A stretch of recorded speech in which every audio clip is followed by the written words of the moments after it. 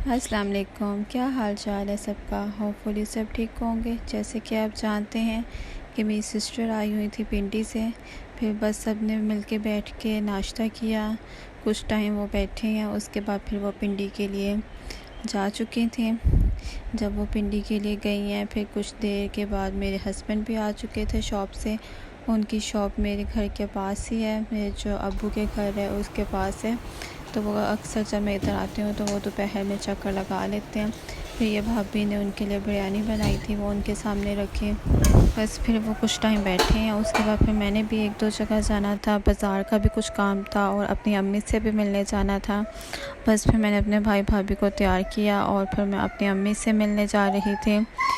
पहले जब भी हम बाहर निकलते थे तो अम्मी हमेशा हमारे साथ होती थी। उनको बहुत शौक़ था बाज़ार वगैरह जाने का, तो हम भी सारे काम उनके साथ ही करते थे। लेकिन अब हमने जब भी कहीं जाना है तो अम्मी हमारे साथ नहीं होती, तो मैं बस उनको मिलने जा रही थी। वहाँ जाके बड़ा दिल ख़राब होता है। तो बस वो फीलिंग्स नहीं हम बता सकते कि क्या गुज़रती है जब मैं इधर अम्मी की तरफ आती हूँ।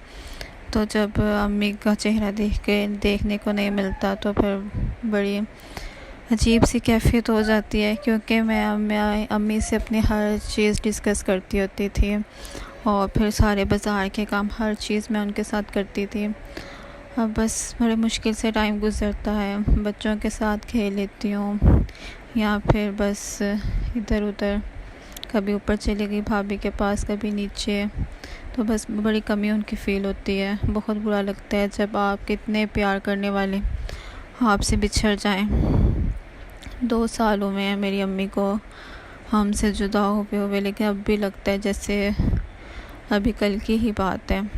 तो बस अभी मैं आपसे बात कर रही हूँ तो फिर बस इमोशनल हो गई। जब भी बस उनकी याद आती है या उनका ज़िक्र होता है तो बस इसी तरह दिल बड़ा उदास हो जाता है। तो बस वहाँ फिर हम गए थे उनसे मिलने। और जब मेरी छोटी बेटी है, वो तो बड़ी छोटी थी, उसको तो अब इतना याद भी नहीं है। बार बार फिर वो पूछती है, मम्मा ये नानू यहाँ क्यों है, किसी बात का जवाब क्यों नहीं दे रही हैं, उठ क्यों नहीं रही हैं। बस फिर बड़ा मुश्किल हो जाता है बच्चों को इस तरह से उनको हैंडल करना, उनको जवाब देना। तो कुछ समझ ही नहीं आ रही होती कि फिर क्या कहें उन्हें। तो फिर बस अम्मी से मिलने के बाद हम बाज़ार चले गए। बाज़ार से फ्री हो गए हैं तो फिर भाई ने कहा चलें बारबेक्यू खा लेते हैं। फिर रात को बस अब्बू को ऑफ़िस से पिक किया। फिर बस हम इधर आ गए थे। तो यहाँ जब हम खाना खाने बैठे हैं तो इतनी ज़्यादा यहाँ कोई बिल्लियाँ थी एकदम। वो जैसे हमने खाना स्टार्ट किया वो पता नहीं कहाँ से इतनी ज़्यादा बिल्लियाँ आ गई। मुझे और फिर मेरी भाभी को भी इतना डर लगता है। हम तो लेग्स ऊपर करके बैठे रहे थे। बस बड़ा मुश्किल कर दिया था उन्होंने हमारा खाना। बस फिर हमने खाना खाया, उसके बाद घर आ गए। ये फिर नेक्स्ट डे की मॉर्निंग है। नाश्ता किया, उसके बाद फिर दिन में कोई मैं वीडियो नहीं बना सकी क्योंकि हम कहीं चले गए थे। उसके बाद फिर रात को जैसे कि मैंने आपको बताया था कि मैं भाई की तरफ जाऊंगी तो मैं स्टैंड लेकर आऊँगी। फिर मैं स्टैंड लेने चले गए।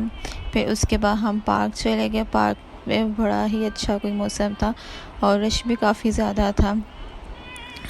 वहाँ पे बच्चों के लिए वहाँ पे स्विंग्स पे जगह नहीं थी। सारी आंटियाँ आप देख सकते हैं, आंटियाँ बैठी हुई थी और वो झूले ले रही थी। कोई भी इन्होंने यहाँ पे जो ये पींग है ये उन्होंने खाली नहीं छोड़ी थी। ये गाउन पहन कर आई हुई थी, वो इतनी फ़नी लग रही थी झूले लेते हुए। फिर बस हम ये घर से चाय बना कर ले आए थे और ये बिस्किट वगैरह भी ले आए थे। तो नीचे बैठ के हम लोगों ने चादर बिछा दी थी। तो मैंने तो वैसे फ़र्स्ट टाइम ही इस तरह का एंजॉय किया है, बड़ा मज़ा आया था। बच्चे कह रहे थे कि नहीं हमने नीचे नहीं बैठना, क्या है इस तरह नीचे कौन बैठते हैं। लेकिन बाद में बच्चों ने भी बड़ा एंजॉय किया। झूले वगैरह लेने के बाद फिर बच्चे वगैरह भी थक चुके थे। फिर बस हम घर आ गए। तो ये देखें जी, ये मैं आज ये स्टैंड लेकर आई थी। ये बड़ा अच्छा है, इसका साइज़ ये छोटा सा है लेकिन ये काफ़ी बड़ा भी हो जाता है। फिर मैंने भाई से सीखा था कि किस तरह से इसको बड़ा करते हैं। तो जी इंशाल्लाह जब मैं फिर इसके ऊपर वीडियो बनाऊंगी तो आपको ज़रूर दिखाऊंगी। तो बस आज का ये व्लॉग था। उम्मीद करती हूँ आप सबको पसंद आया होगा। तो फिर मिलते हैं नेक्स्ट व्लॉग के साथ। ओके जी, अपना बहुत ज़्यादा ख्याल रखिएगा। अल्लाह हाफिज़।